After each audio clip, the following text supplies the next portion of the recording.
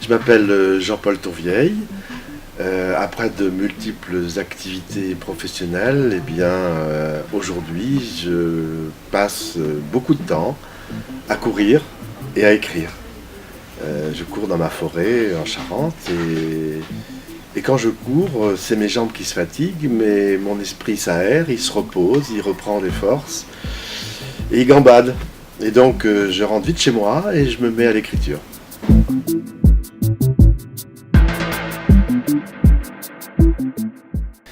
Il y a maintenant 3-4 ans que je me suis mis à écrire et j'ai débuté par un premier roman qui est sorti en 2015 à destination d'un public adulte. Puis j'ai embrayé par une série de nouvelles, toujours pour le même type de public. Et j'ai eu envie ensuite de faire évoluer les choses et de m'adresser à un public de jeunes. Mais l'auteur, il se pose toujours la question de savoir si son lecteur va aller dans le même imaginaire que celui qu'il s'est créé. Et donc pour les adultes, j'étais assez confiant, mais pour les jeunes, je me suis dit il faut les amener vers un univers qu'on va partager. Et donc j'ai rencontré Joy, j'ai vu ce qu'elle faisait, et je lui ai dit écoute, on pourrait faire quelque chose ensemble, et tu pourrais, toi et tes amis, illustrer mes histoires, et comme ça on partagerait véritablement l'imaginaire que l'auteur s'est créé avec notre public de lecteurs.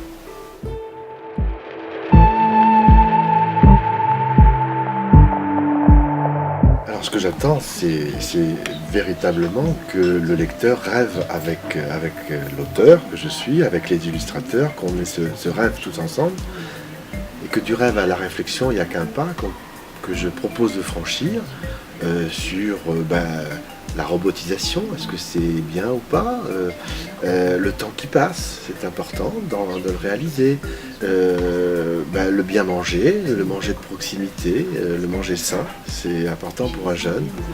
Et puis il y a la lune, il y a le rêve. Moi je suis tombé dedans avec Tintin. Tintin a marché sur la lune, c'était merveilleux, c'est incroyable. Et quand on regarde la lune, on ne peut pas ne pas se dire que la vie est belle. Eh bien, si mon lecteur arrive à considérer que sa vie est belle parce que je lui ai fait découvrir la lune sur une autre façon, d'une autre manière, avec le petit tourne-lune, eh bien le pari sera réussi.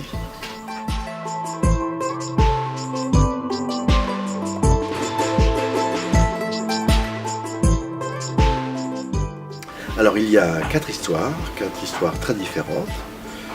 La première, c'est les aventures de Robotin et Spiratine, qui sont 2 robots. On dit que les robots n'ont pas de sentiments, qu'ils sont purement automatiques. Eh bien, l'histoire va montrer le contraire. La deuxième histoire, elle s'intitule « Il n'y a pas une seconde à perdre ».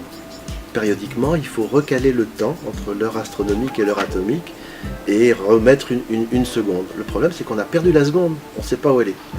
Et donc, il va falloir absolument résoudre ce problème très très vite. La troisième histoire, c'est l'histoire du dernier congrès de la CGT. Mais vous savez bien sûr que la CGT, c'est la Confédération Générale des Tomates. Et les tomates sont très diverses.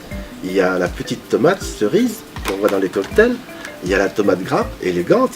Et puis il y a Gertrude. Gertrude, c'est la tomate paysanne, la tomate de campagne. Et donc ce congrès va mal se passer. Et vous verrez que finalement, il se terminera peut-être bien. Et puis, il y a l'histoire de Tourne-Lune, les histoires à l'unisson, c'est le titre du livre. L'histoire de Tourne-Lune, ce petit tournesol qui trouve quand même que regarder le soleil, c'est pas très sympa, ça lui brûle les pétales, et que par contre, regarder la lune, ça c'est merveilleux. Et donc le lecteur va rêver et va partir sur la lune avec nous, si possible. Alors je ne vous l'ai pas amené parce que décrocher la lune, c'est très compliqué. Alors lisez le livre.